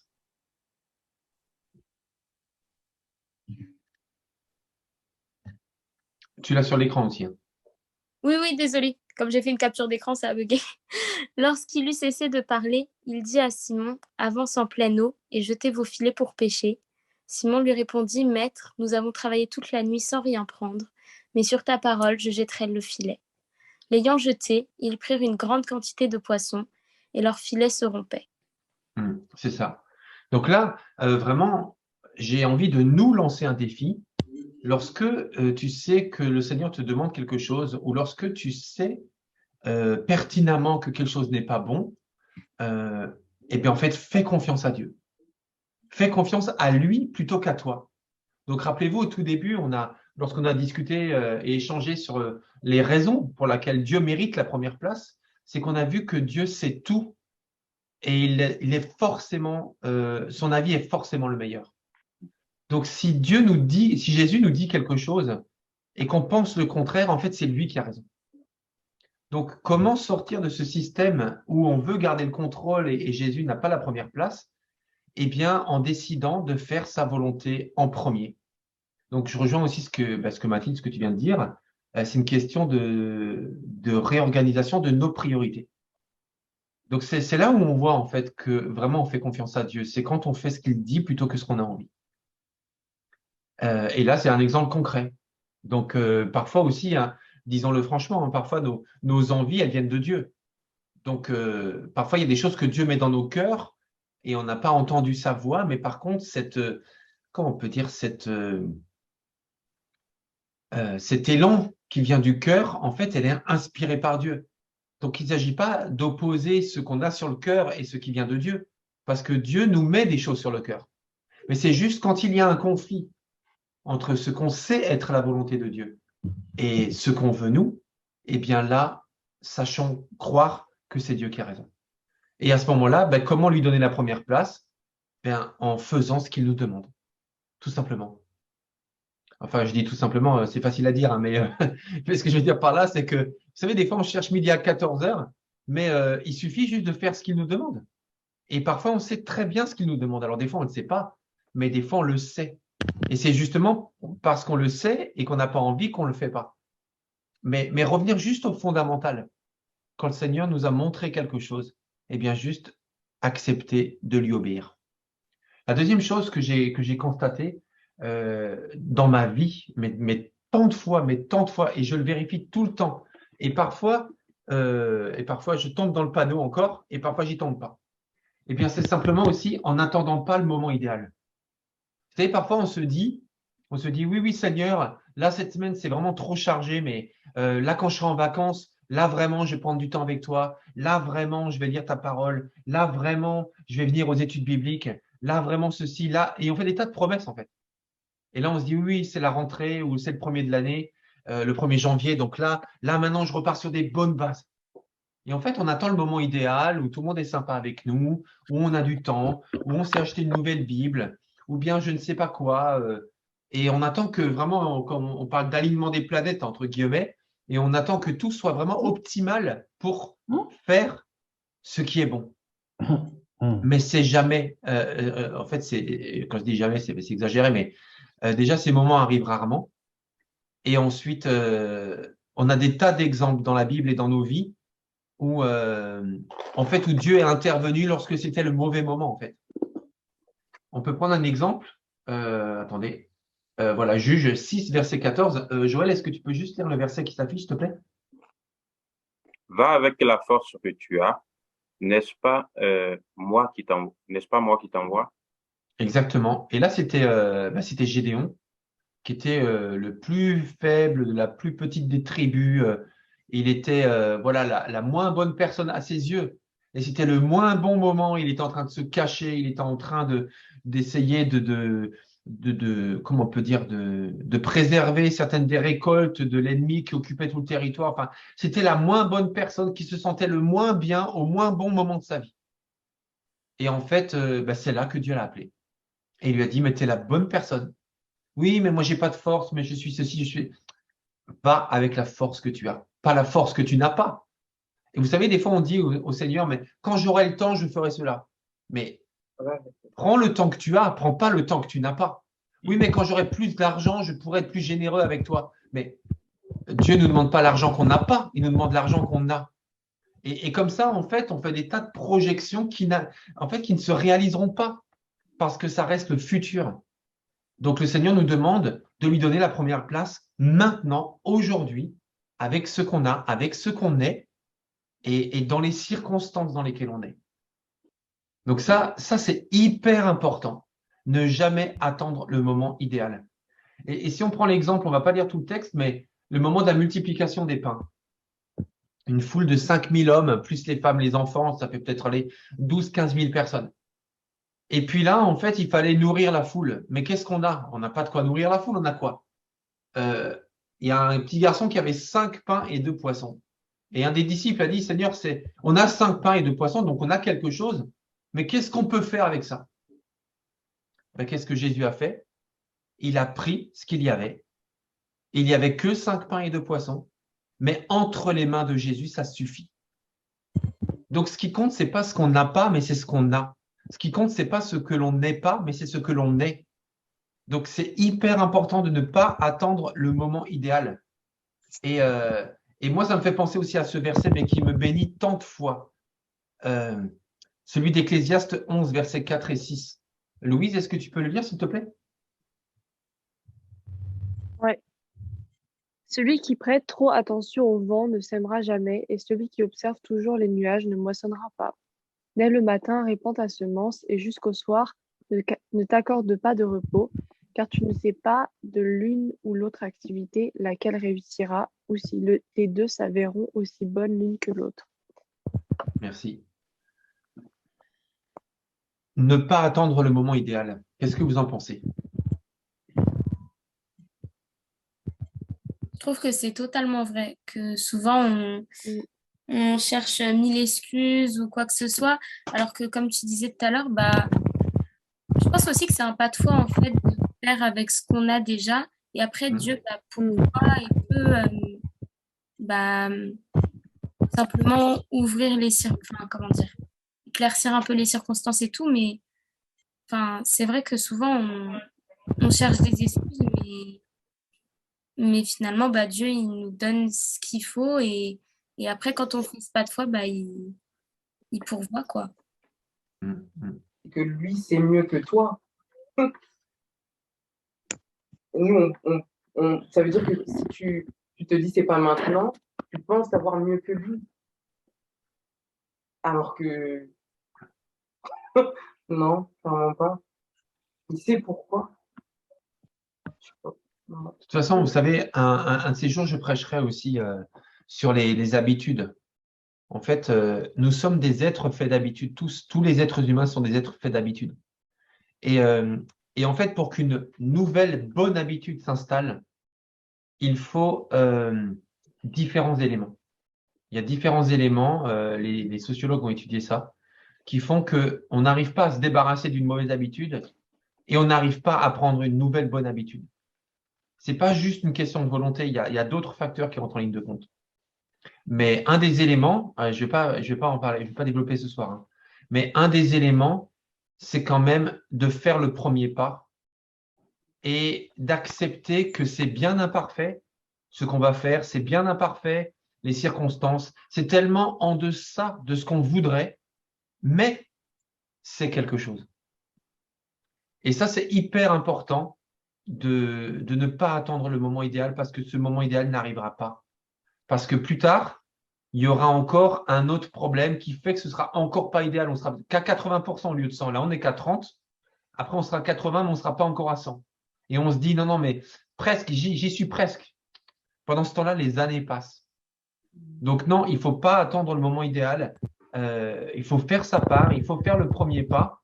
Et le nombre de fois où on se laisse arrêter par des choses, des obstacles, alors qu'en fait, voilà, c'est juste normal. C'est juste des circonstances normales. Et il faut se lancer et il faut continuer surtout. Donc, c'est en n'attendant pas d'être la meilleure personne, d'être au meilleur moment pour donner à Dieu la première place, ou alors de ne pas d'être plus pur, plus droit, plus ceci, plus cela, plus organisé, plus tout ce qu'on veut en fait. Et là, on se dit, Seigneur, alors là, je pourrais vraiment t'honorer comme je le voudrais. Mais non, en fait, C'est en donnant à Dieu la première place qu'il va nous aider à justement progresser comme on doit progresser.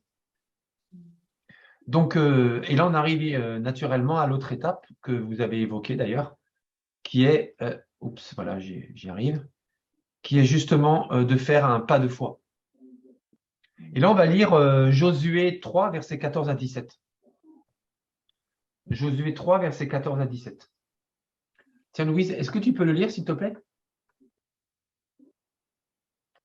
Le micro, s'il te plaît. Oui, je disais, alors attendez, comme je prends des notes. Juste pour info de contexte, en fait, c'est que Dieu a dit que le peuple pourrait traverser le Jourdain à pied sec, mais qu'il faudra que les porteurs de l'arche de l'Alliance fassent quelque chose d'abord. Et quand ils auront fait cette chose, alors ils pourront traverser à pied sec. Vas-y, Louise. Ok. Le peuple sortit de ses tentes pour passer le Jourdain, et les prêtres qui portaient l'arche de l'Alliance marchèrent devant le peuple. Quand les prêtres qui portaient l'arche furent arrivés au Jourdain et que leurs pieds se furent mouillés au bord de l'eau, le Jourdain déborde par-dessus toutes ses rives durant tout le temps de la moisson. L'eau qui descend s'arrêta et s'accumula à une très grande distance, près de la ville d'Adam, qui est située à côté de Tsartan. Quant à l'eau qui descendait vers la mer de la plaine, la mer morte, elle fut complètement coupée. Le peuple passa vis-à-vis de Jéricho. Les prêtres qui portaient l'arche de l'alliance de l'Éternel s'arrêtèrent de pied ferme sur le sec, au milieu du Jourdain, pendant que tout Israël passait à pied sec, jusqu'à ce que toute la nation ait fini de passer le Jourdain. Merci. J'ai une question juste. À partir de quel moment est-ce que le Jourdain, donc l'eau de ce fleuve, a arrêté de couler à cet endroit-là? À partir de quel moment?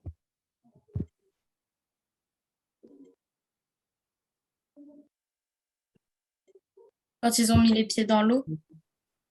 C'est ça. Quand ils ont commencé à avancer alors que l'eau ne s'arrêtait pas.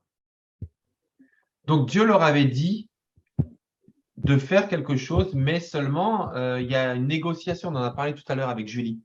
Il y a une négociation souvent qui se fait. Voilà, quand Dieu nous demande quelque chose, oui, mais si je le fais, alors est-ce que, oui, mais alors comment je saurais que, oui, mais tu me demandes ça, mais j'en suis pas capable. Est-ce qu'il ne vaut pas mieux ceci? On négocie avec Dieu.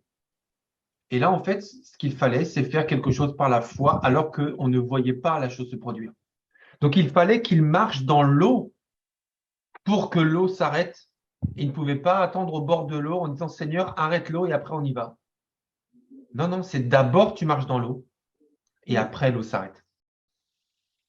Donc, c'est ce qu'on disait par rapport à ne pas attendre le moment idéal et en même temps faire un pas de foi. D'abord, tu donnes à Dieu la première place et après, tu verras que Dieu va régner dans ta vie. Amen. Et juste si je peux faire un commentaire, c'est vrai que souvent, on se dit, bah, j'ai 1000 choses à faire, donc j'ai pas le temps de passer un temps avec Dieu. Sauf qu'en réalité, quand on s'arrête juste pour prendre un temps avec Dieu, il nous aide tellement par la suite. Je l'ai déjà constaté, il ouvre notre intelligence, il nous donne la productivité, bah, parce que quand on lui donne la première place, forcément, il honore celui qui l'honore. Et après, bah, même si sur le moment, ça nous semble être une perte de temps par rapport à tout ce qu'on a à faire, c'est tellement plus productif par la suite et c'est vraiment tellement inspirant parce que plusieurs fois, je l'ai expérimenté et c'est juste waouh, quoi. C'est ça. Mm. C'est ça. C'est comme, on va prendre l'exemple de l'argent. Parce que l'argent, c'est ultra concret. Et parfois, on se dit, Seigneur, moi, je vais te donner des offrandes, te donner ma dîme, mais pas ce mois-ci, parce que ce mois-ci, c'est trop juste. Sauf que le mois d'après, ça va être trop juste aussi. Et le mois d'après, ça va être encore trop juste. Alors, donner à Dieu la première place, ça veut dire que la première dépense du mois, une fois que le salaire est tombé, c'est pour lui. Parce que si on attend le 20, le 25 ou le 28, je veux dire, on est peut-être déjà en train de frôler le rouge si on n'y est pas déjà. Je dis peut-être, je ne connais pas vos comptes, je connais les miens, c'est déjà pas mal. Donc voilà, mais vous voyez ce que je veux dire? Si on a déjà attendu la moitié du mois, eh ben, c'est tellement dur, alors que donner à Dieu la première place, ça veut dire que la première dépense du mois, une fois que j'ai mon salaire, elle est pour mon Dieu. Et je sais, pour revenir à ce que tu disais, Mathilde, je sais qu'il m'aidera à trouver les bonnes priorités pour bien gérer mon argent. Je sais qu'il pourvoira aussi, parce que rappelez-vous ce passage aussi qui dit que mettez-moi à l'épreuve de Malachie, mettez-moi à l'épreuve et vous verrez si je n'ouvre pas pour vous les écluses des cieux.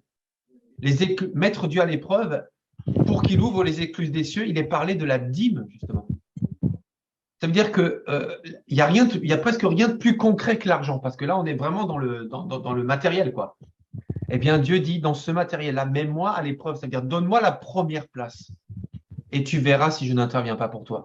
De différentes manières, hein. Ça ne veut pas dire que d'un seul coup, il y a jackpot qui tombe du ciel.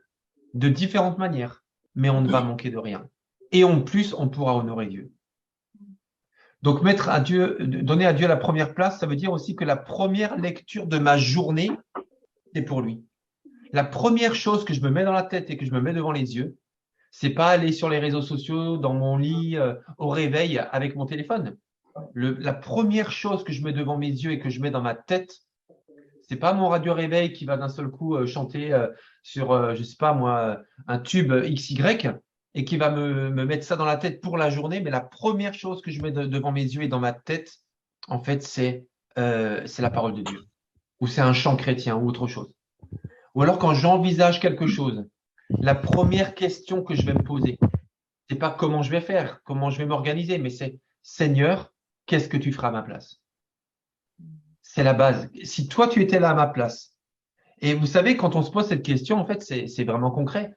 On est assis voilà, face à sa télé, ou on prévoit des vacances, on prévoit une soirée, ou XY. Seigneur, qu'est-ce que tu feras à ma place? Eh bien, en fait, on trouve assez rapidement la réponse quand même, hein. Il y a aussi autre chose qui nous permet de donner à Dieu la première place. J'ai constaté, ou de le remettre à la première place, c'est de passer du temps dans la prière et dans le jeûne.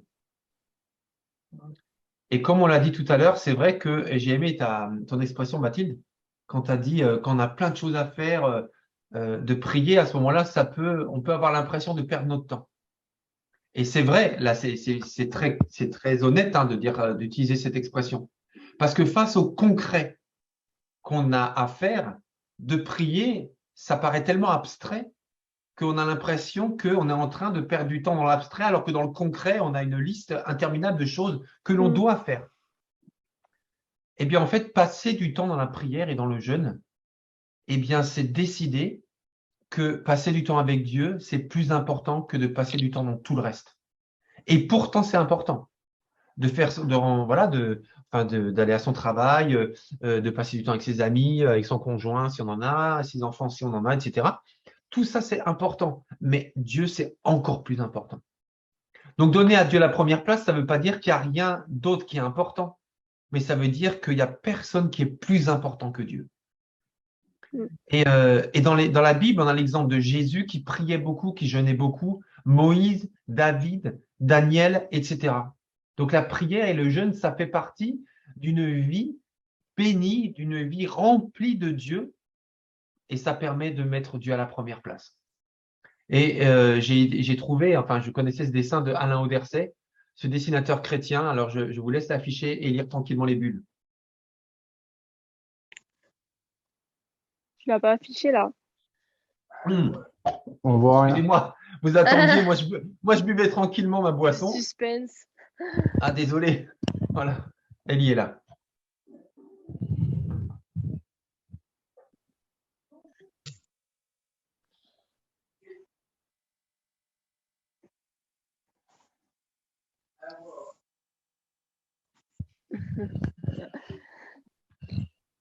Il y a du vrai ou il n'y a pas du vrai?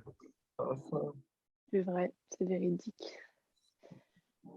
C'est vrai. En fait, je crois que c'est Julie qui disait tout à l'heure aussi. De toute façon, quand on peut dire ce qu'on veut, on n'a pas le temps, on n'a pas ceci, on n'a pas cela, mais quand on n'a pas le choix, le temps, on le trouve. Mm. Et quand les choses s'aggravent d'un seul coup, on sait à qui s'adresser. Mm. Mais par contre, si on l'avait fait dès le départ, peut-être qu'on ne serait pas tombé. Voilà. Ouais. Et enfin, pour terminer, c'est comme disent les Américains, the last but not the least. Ça veut dire le dernier, mais pas le moins important. En fait, c'est de prendre du temps auprès de personnes de bons conseils et avoir de bonnes lectures.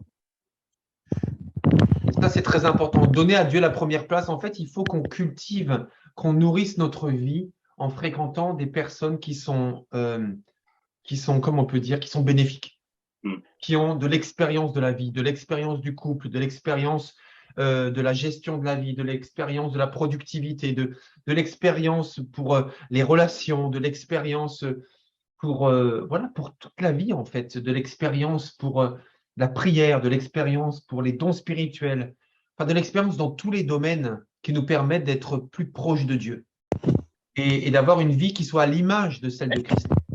Donc, il faut s'entourer des bonnes personnes qui sont de bons conseils, mais aussi avoir de bonnes lectures. Mes frères et sœurs, mes amis, il y a tellement de bons livres, de très, très bons livres.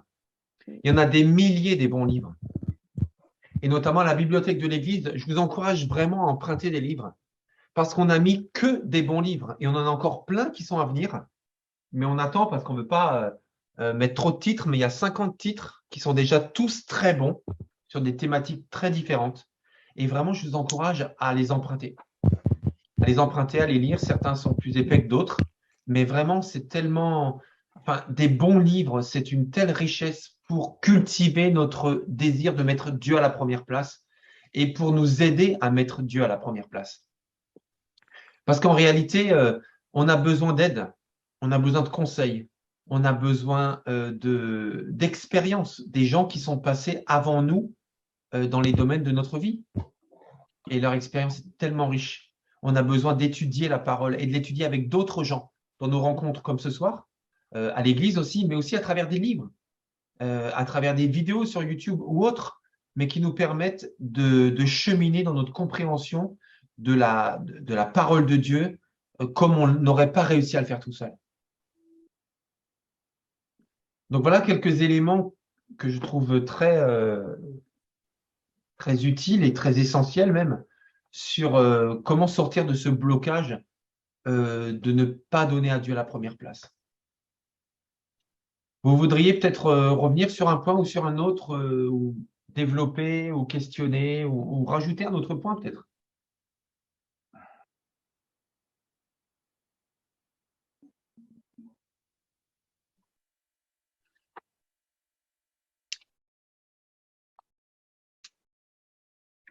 Samuel, qu'est-ce que tu en penses? Ben,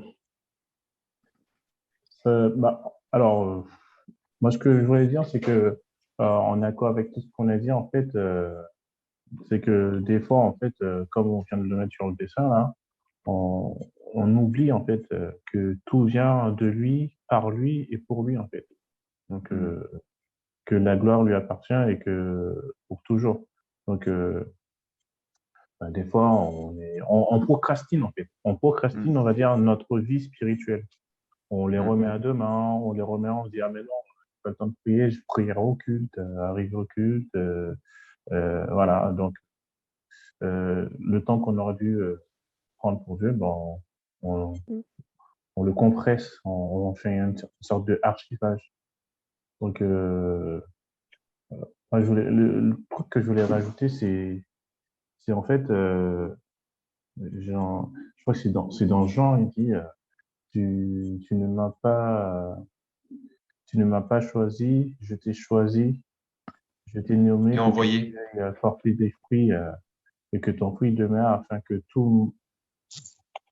que tu demandes au Père en mon nom, quoi. Donc souvent en fait on oublie ces belles choses en fait.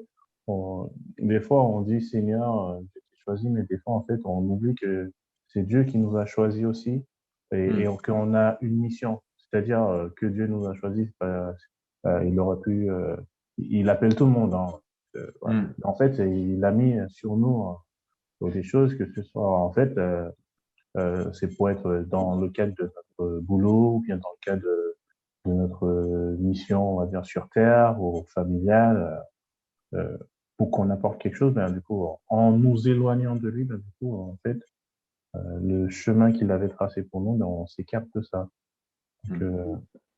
Donc, donner la première place, il faut dire maintenant, je sais que voilà, que faut savoir tout remettre en lui, toutes les choses.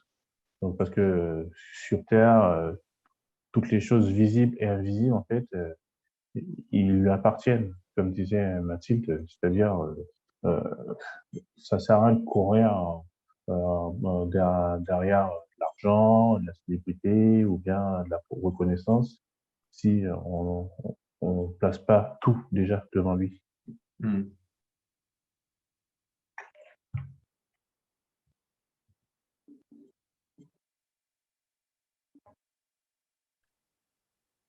Ok. Il y a aussi, enfin, ce thème, ça me fait penser au verset qui dit que Dieu produit en nous le vouloir et le faire. Et je pense que même si on n'arrive pas forcément à donner à Dieu la première place, si tout simplement on lui demande de nous aider à faire ça, etc., je suis convaincue que, comme disait Julie tout à l'heure, sans le Saint-Esprit, enfin, parce que bah oui, il y a beaucoup de distractions, il y a beaucoup de choses, et je pense que si on lui demande tout simplement, bah, il va nous aider à faire ça puisque c'est sa volonté. Donc, Hmm. Tout à fait d'accord.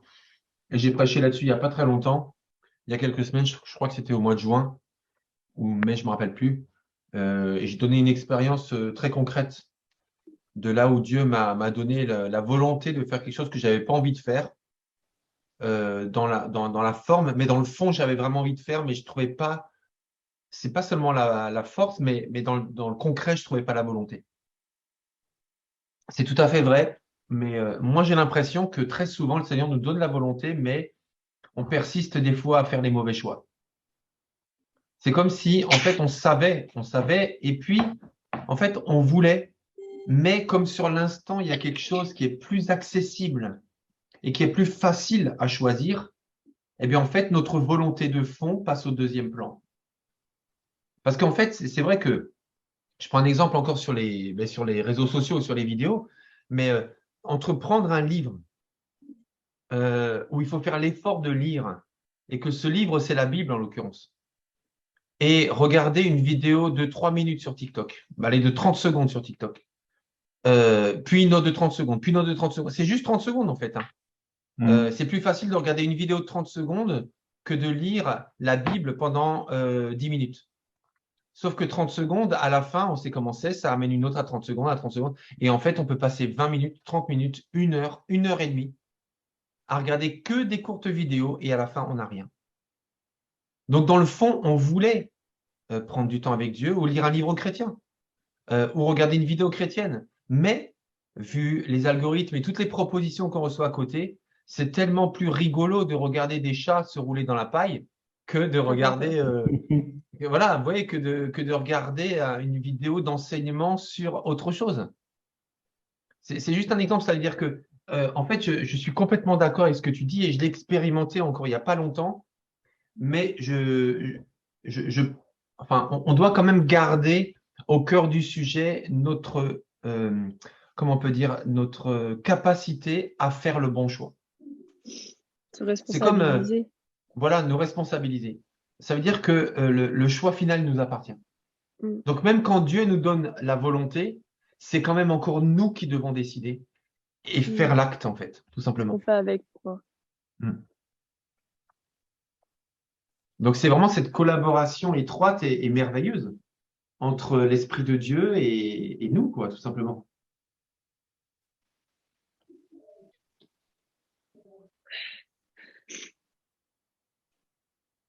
Ok, très bien. Bon, ben écoutez, moi je suis béni de tous nos échanges, et en même temps je suis vraiment béni de voir que il y a des moyens. C'est pas juste une belle idée. Quand je dis une belle idée, ça veut dire c'est une belle et bonne et noble idée de vouloir mettre Dieu à la première place, en plus d'être un commandement, parce qu'on l'a vu, hein, c'est le premier des 10 commandements, mais en plus le Seigneur nous donne des moyens. Et ça, c'est grand, en fait, des moyens pour parvenir à lui donner la première place. Et le fait de s'encourager les uns les autres, de se soutenir les uns les autres, de prier les uns pour les autres, de se conseiller les uns les autres, de se relever aussi lorsqu'on tombe les uns les autres, eh bien ça, c'est un moyen formidable. Et c'est pour ça aussi qu'on ne doit surtout pas rester seul, mais vraiment être comptés les uns sur les autres, tout simplement. Voilà. Bon, écoutez, bonne nuit à tous, que le Seigneur vous fortifie, et puis à très très vite.